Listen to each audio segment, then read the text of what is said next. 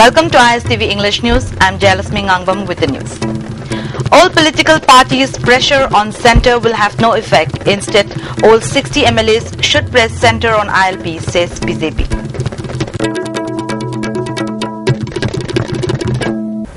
Now the news in detail. Putting pressure on the centre by all political parties on the issue of ILP will be of no use. There has been no use so far of such pressure on the centre by the all political party delegation on the issue of border fencing. Therefore, all the 60 MLAs should put pressure on the centre to implement ILP in Manipur.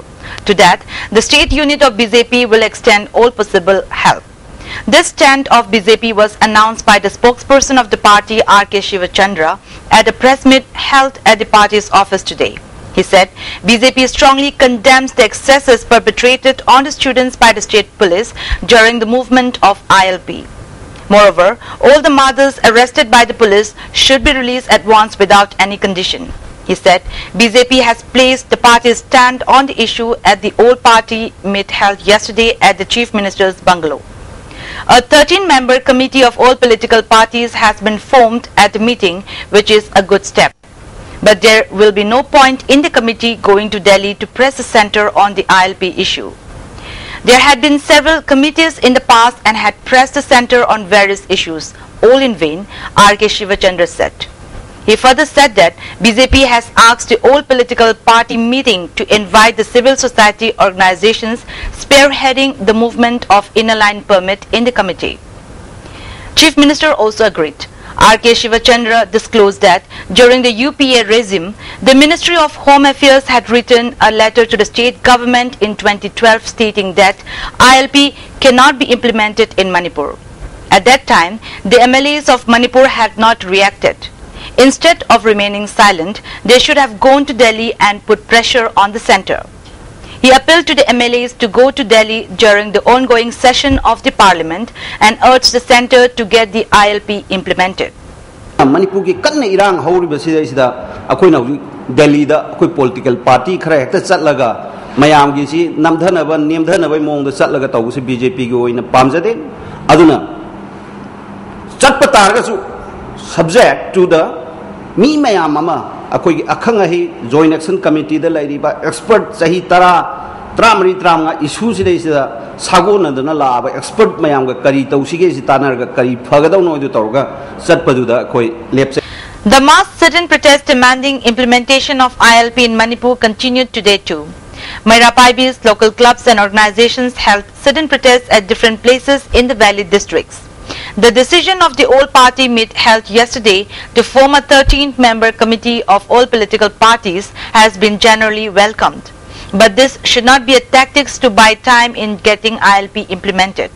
Otherwise, people will launch more intensive agitation, observers said. Wahing Lekai Yumzao Lairambi Apunba Nupi Marup Development Association held a sit-in protest at the Yumzao Lairambi Community Hall. If the elected representatives stand against the desire and sentiments of the people, then they had better resign, the women said. Kangabam Lekai Merapaibis also staged sit-in protests. Protest demonstrations were also held at Kongpal Mutum Lekai, Kongpal Sanam Lekai, Moirangkhom Krishnapremi Oil Pump, Naharub Khetrigao, Kongpal Khangabok, Thongnauzam, Thongzao, Tangzeng, Irengban, Nambol Sabal Lekai, etc. Hostelers of Manipur University who were asked to vacate the hostel by the university authorities by yesterday evening are taking shelter at Haizingang Imakaitel. The authorities issued the order to vacate the hostel after SC and OBC students started protesting against the implementation of Central Educational Institute Reservation in Admission Amendment Act. Residents and different associations of the areas are extending help towards the students. The students staged a sit-in protest in front of the university gate condemning the action of the MU authorities.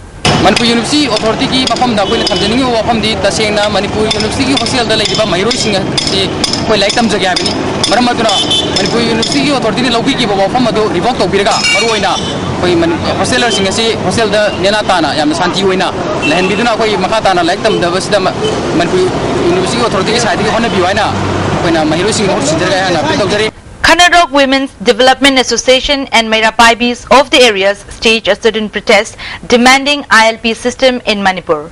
The protesters condemned the government for not taking the demands of the people for their own rights. The government is trying to suppress the demand by wasting time. Representatives who cannot hear the voice of the people should step down.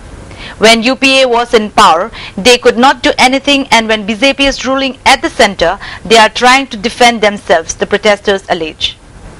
Masi haukhibada khoigi Congress sarkar na sukoina pairakwa matamsida ILP si sana hanbang ngamhandraga hojikta moina BJP na paira aba matamsida moi center da salaga moi moi sarkar gi mi husing ji salaga akoi ngangna runi ada thangkani khoni na hai ba singse si se moi se oida bane ba marom moi khoi gi misam da utsai bani praja singda irang nemta na ba tawbane sai janing. Singzamai Bhagyabati Lekai Apunba Meirapaibi also staged a student protest at Singzamai Tongkhong demanding ILP system in Manipur. The protesters have vowed to take part in any protest taken up by Joint Committee on Inner Line Permit for implementation of ILP system in Manipur. Now the national and international news. Amid opposition charge of political vendetta in the sacking of Mizoram Governor Kamala Baniwal, government today said the decision was prompted by serious allegations against her and insisted there was no politics behind it. Baniwal was sacked last night as governor of Mizoram just 2 months before her tenure comes to an end. Baniwal, who has crossed swords with Prime Minister Narendra Modi as Gujarat governor, was only recently transferred to Mizoram. The move had come after a nudge from Home Secretary Anil Goswami to several UPA appointed governors to quit did not elicit any response from Baniwal. Government sources said the decision to sack Baniwal was taken after it came to light that she had misused the governor's office in Gujarat to make several unauthorized air travels, including to her home state of Rajasthan at the expense of the state exchequer. Citing Gujarat Raj Bhavan records, Baniwal flew out of Gujarat 63 times using the state aircraft between 2011 and 2014. As many as 53 of these trips were to Jaipur. The civil services examination will be held as per scheduled on August 24th, the government declared today in Parliament, while saying that consultations will be held with various parties and stakeholders on the matter after the current session.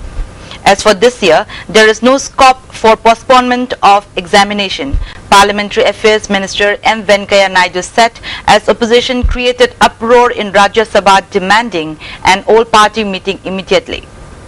While many welcome the Cabinet's clearance to the amendments to the Juvenile Justice Act, some law experts and activists have come out against it. Experts say that the amendment violates basic child rights.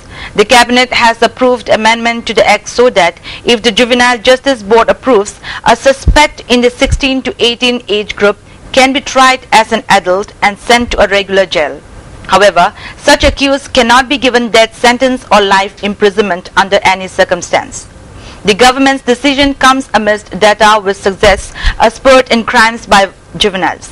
Crimes committed by juveniles increased by 13% between 2012 and 2013, going from 27,936 in 2012 to 31,725 cases in 2013. The highest increase was seen in crimes against women. Floodwaters engulf vast areas of the delta region of Mahanadi River system in Odisha, even as the death toll due to heavy rains and floods in the state climbed to 34. As many as 9.95 lakh people in 1,553 villages of 89 blocks in 23 districts have so far been affected due to the floods, the Special Relief Commissioner said. Russia has escalated an economic battle set off by the crisis in Ukraine with a ban on all food imports from the United States and on fruit and vegetables from the European Union, dropping any pretense this might be for food safety reasons. The import ban comes after Russia President Vladimir Putin ordered retaliation for Western sanctions against Moscow. Russia is the major buyer of European fruit and vegetables but ranks 23rd among buyers of food from the United States, accounting for less than 1% of America's farm exports. The White House said the ban would backfire, hurting Russian citizens by pushing up inflation. As the deadly Ebola outbreak continues in West Africa, health officials are working to calm fears about how the virus spreads while encouraging those with symptoms to get medical care. Ebola is spread by direct contact with an Ebola patient's blood or other bodily fluids like urine, saliva and sweat. The highest concentration of virus is thought to be in blood, vomit and diarrhea. The most vulnerable people are healthcare workers and family members or others who care for the sick. The disease isn't always quickly recognized. Symptoms are similar to other diseases like malaria and cholera. Someone can also get infected by handling soiled clothing or bedsheets without protection and then touching their nose, mouth or eyes. People can also catch the disease by eating infected bushmeat, as Ebola can sicken animals including bats, chimpanzees and antelopes. Scientists think fruit bats might be the source of the virus but aren't certain.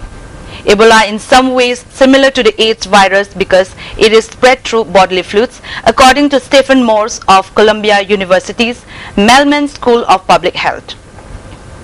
Unlike those infected with HIV, those with Ebola virus are considered infectious only when they show symptoms which include fever, vomiting and diarrhea.